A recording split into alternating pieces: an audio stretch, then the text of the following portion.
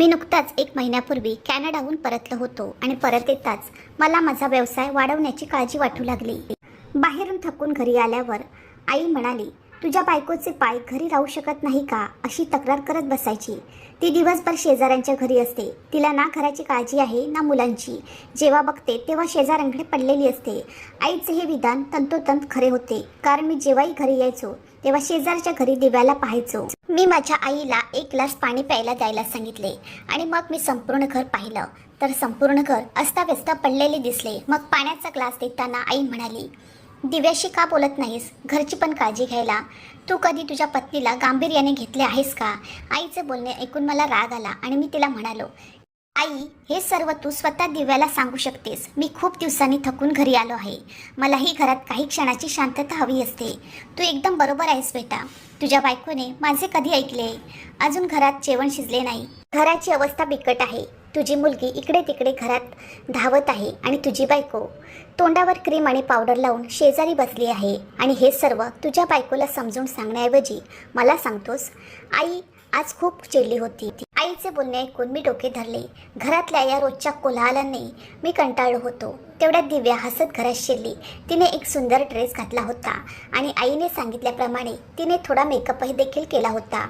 दिव्याला बघून आईने पुन्हा सुरुवात केली, तू स्वतःच्या डोळ्यांनी बघ. घरची परिस्थिती बघून तुझ्या बायकोचा घरात पाय टिकत नाही आणि ही महाराणी लग्नाला जात असल्यासारखे कपडे घालून फिरते. बघ, ती एक दिवस तोंड काळे करून राहील.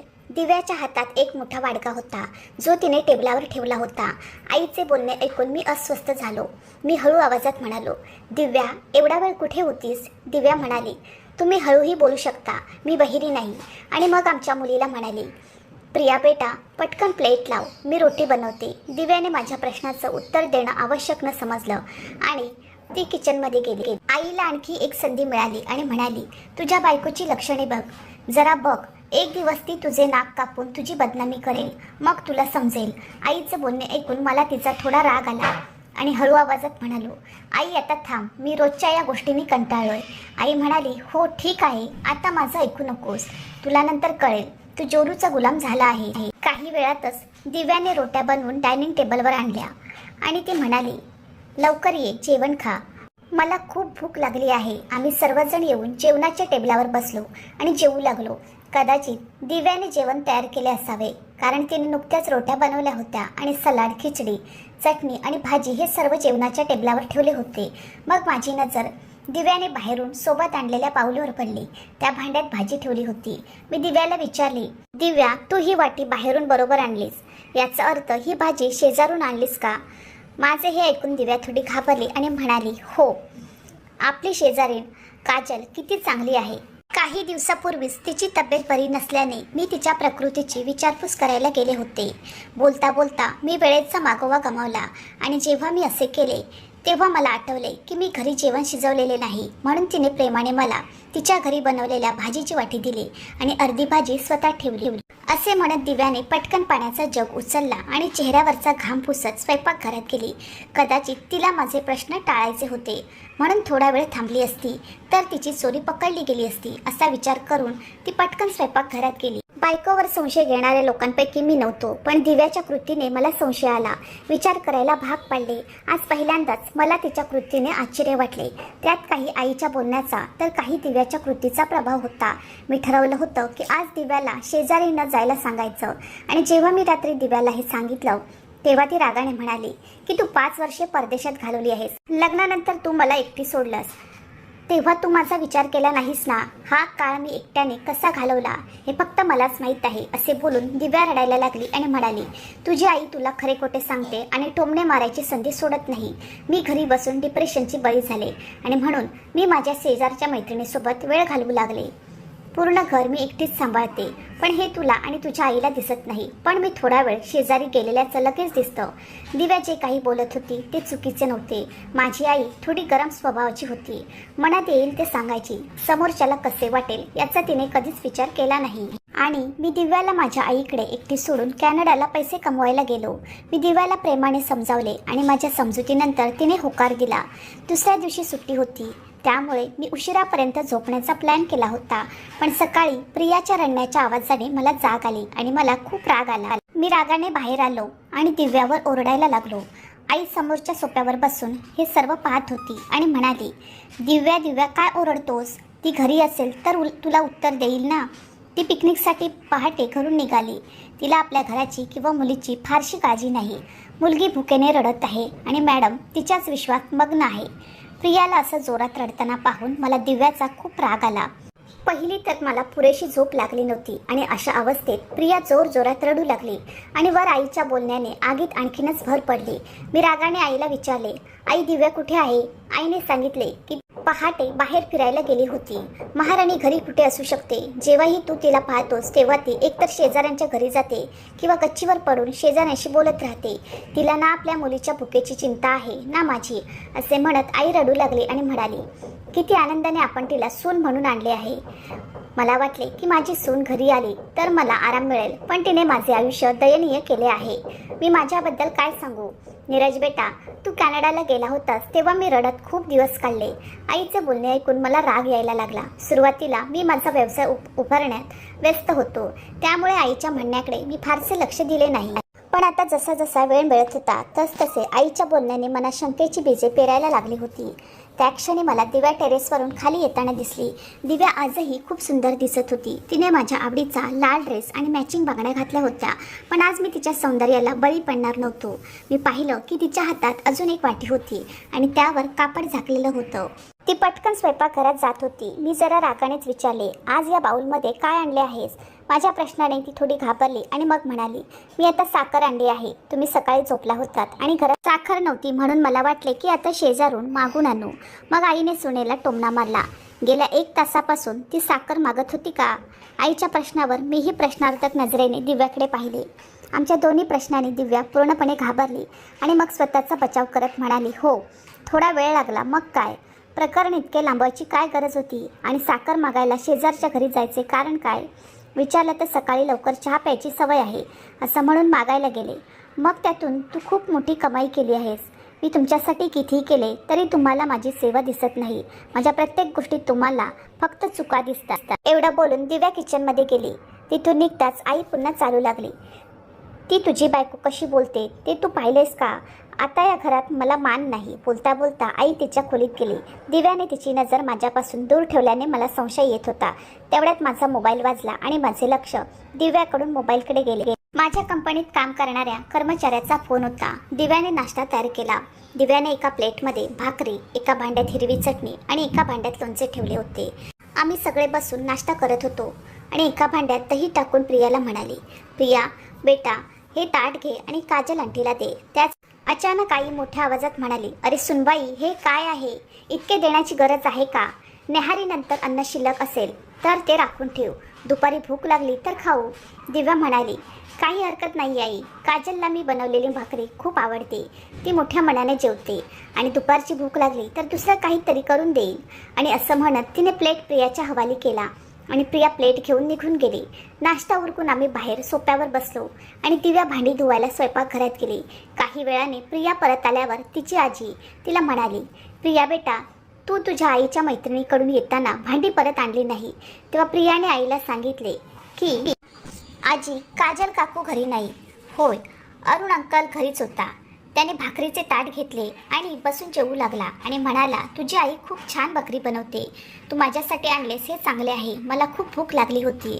आणि आजी तुला माहीत आहे का, अरुण अंकल माझ्या आईचे खूप कौतुक करत होता की तुझी आई खूप चांगली आहे. प्रियाच्या तोंडून या सर्व गोष्टी ऐकून मला खूप आश्चर्य वाटले.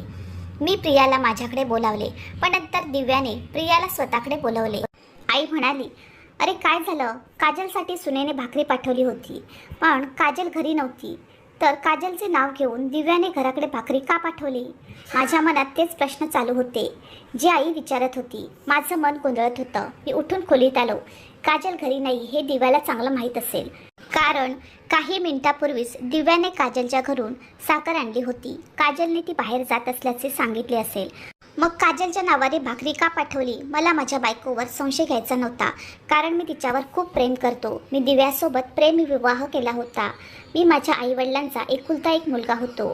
जेव्हा मी माझ्या आईला माझ्या आवडीबद्दल सांगितले तेव्हा तिने लगेच होकार दिला आणि आजपर्यंत मी दिव्यासोबत जो काही वेळ घालवला आहे तो खूप हसत खेळत घालवला आहे. पण आज माझ्या मनात संशयाचे विचार काय येऊ लागले ते कळले नाही.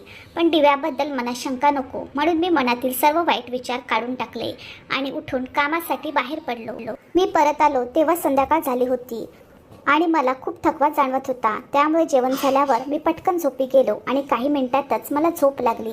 रात्री तहान लागल्याने अचानक डोळे उघडले आणि वेळ बघितली तर रात्रीचे 11 वाजले होते. पाणी प्यायला मी बाजूच्या टेबलावर पाहिलं तर एक जगही नव्हता. मग मी मागे वळून पाहिले तर दिव्या पण बेडवर नव्हती. मी बाथरूमच्या दिशेने पाहिले तर बाथरूमची लाईट बंद होती आणि दरवाजा उघडा होता. याचा अर्थ दिव्या बाथरूममध्येही नव्हती. मी बाहेर स्वयंपाकघरात आलो पण दिव्या तिथेही नव्हती. मग मी आईच्या खोलीत जात होतो तेव्हा माझी नजर जिन्यावर पडली.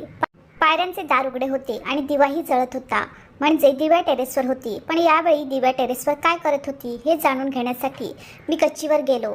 दिव्या टेरेसच्या भिंतीला टेकून उभी होती आणि शेजारच्या टेरेसवर उभ्या असलेल्या कोणाशी तरी बोलत होती. माझ्या पावलांचा आवाज ऐकून दिव्या अचानक सरळ उभी राहिली आणि शेजारच्या गच्चीवरून कोणीतरी खाली पळत असल्याचा भास झाला. मी शेजारच्या टेरेसवर पाहिलं पण तिथे कोणीच नव्हतं. 2 लोकांचा बोलण्याचा आवाज येत असल्याचे मी कानाने ऐकले होते. मी शेजारच्या छताकडे बघू लागलो तर दिव्या म्हणाली, काय बघताय तिकडे? मी इथे ताजी हवा घेण्यासाठी आले आहे. खाली खूप गरम होतं आणि तू आज जरा लवकर झोपलास. उष्णतेमुळे गरम होत होते म्हणून थोडी ताजी हवा घेण्यासाठी टेरेसवर आले. मी संशयास्पद नजरेने दिव्याकडे बघितले आणि तिने वेळेच आपली अस्वस्थता नियंत्रित केली. पण ती मला टाळत होती. माझ्याकडे न बघता ती खाली गेली. अचानक जो कोणी दिव्याशी बोलत असेल तो पुन्हा वर येईल असा विचार करत मी बराच वेळ तिथेच उभा राहिलो. पण 15-20 मिनिटे झाली तरी कोणी वर आले नाही म्हणून मी पण खाली आलो. मी खोलीत आलो तोपर्यंत दिव्या झोपलेली होती. पण आज माझ्या डोळ्यात झोपच नव्हती आणि मी रात्रभर जागून काढली. मला वाटलं कदाचित दिव्या पुन्हा गच्चीवर जाईल पण ती पुन्हा गेली नाही. मला वाटले की आता ती कधी जाते आणि कोणाशी बोलते यावर लक्ष ठेवेल. मात्र दुसऱ्या दिवशी दिव्या टेरेसवर गेलीच नाही. कदाचित मी तिच्यावर लक्ष ठेवत असल्याचा तिला संशय आला असावा म्हणून ती सावध झाली. दुसऱ्या दिवशी मी कामावरून परत आलो तेव्हा मला माझ्या दारासमोर अरुण दिसला. अरुणला पाहून मला राग आला आणि माझा मूड खराब झाला. मी त्याच्या जवळ गेलो आणि विचारले, तू इथे काय करतो आहेस? तेव्हा मी अरुणला आणखी काही विचारायचे याआधी प्रिया बाहेर आली आणि म्हणाली, हे घ्या काका, आईने दिली आहे. प्रियाच्या हातातल्या वाटीतून येणाऱ्या वासावरून मी ओळखलं की त्यात बिर्याणी आहे. अरुणने वाटी हातात घेतली आणि म्हणाला, नीरजजी, तुमची बायको खूप छान स्वयंपाक करते. पत्नीने शिजवलेले अन्न खाल्ल्याने मन प्रसन्न होते असे म्हणत अरुण त्याच्या घराकडे निघाला आणि मी रागाने थुंकत राहिलो. मी खूप रागाने घरात गेलो. मला ते आता सहन होत नव्हते. मी विचार केला की आज मी सर्व गोष्टी क्लिअर करेन की हे सर्व काय आहे. पण आत गेल्यावर घरात काही पाहुणे होते. मी माझ्या रागावर नियंत्रण ठेवले आणि चेहऱ्यावर हसू आणत पाहुण्यांना भेटलो. संध्याकाळी दिव्या सर्व पाहुणे आणि कामातून मोकळ्या खोलीत आल्यावर मी तिला महिन्याच्या घर खर्चाचे पैसे दिले. माझी मनस्थिती खराब आहे हे दिव्यालाही जाणवले होते पण तिने फारसे लक्ष दिले नाही आणि माझ्या हातून पैसे घेण्यास सुरुवात केली. पैसे घेतल्यानंतर या महिन्यात आणखी काही पैशाची गरज असल्याचे सांगितले. मला आधीच राग आला होता. दिव्याचे बोलणे ऐकून मला आणखीनच राग आला. माझ्या माहितीनुसार मी दर महिन्याला जास्त पैसे देत होतो. मग दिव्याला या महिन्यात कमी पैसे का मिळत होते? मी रागाने म्हणालो, नीट बघ, यावेळेस गेल्या महिन्यापेक्षा जास्त पैसे दिले आहेत. माझे म्हणणे ऐकून दिव्या म्हणाली, हो मला माहीत आहे पण मला या महिन्यात अजून पैसे हवे आहेत. खर्च जास्त आणि पैसा कमी. मी काही न बोलता शांतपणे दिव्याला आणखी पैसे दिले. दुसऱ्या दिवशी संध्याकाळी ऑफिसमधून घरी आलो तेव्हा आई माझ्या खोलीत आली आणि म्हणाली, नीरज बेटा, तू दिव्याला पैसे दिले आहेस का? मी म्हणालो, हो आई, मी तिला काही घर खर्चासाठी पैसे दिले आहेत. का? काय झालं?